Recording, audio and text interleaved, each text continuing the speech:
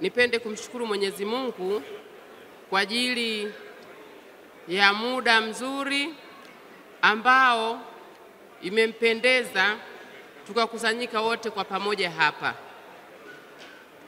Kwanza kabisa nimshukuru Mheshimiwa Dr. Tulia Ackson, mbunge wa Mbeya Jiji, Spika wa Bunge la Jamhuri ya Muungano wa Tanzania, lakini rais wa mabunge ya dunia.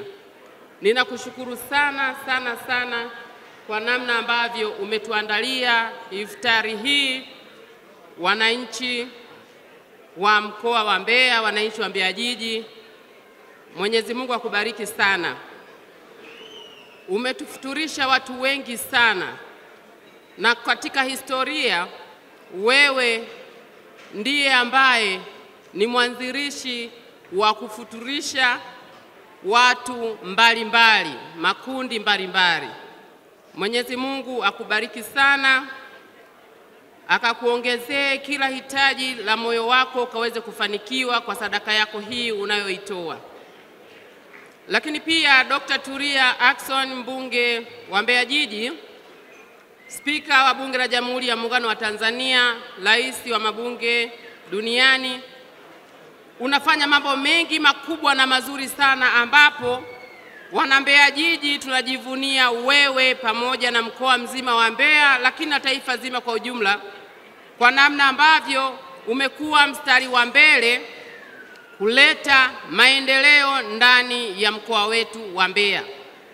Ni juzi tu umetoa sadaka kubwa sana ya kutoa bima 9,000.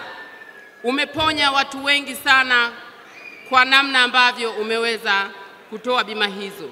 Niseme nini mbele za Mwenyezi Mungu kwa namna ambavyo unajitoa. Wale ambao hawajiwezi unawafuata maeneo mbalimbali, unawajengea nyumba kwa gharama kubwa sana, unaonyesha upendo.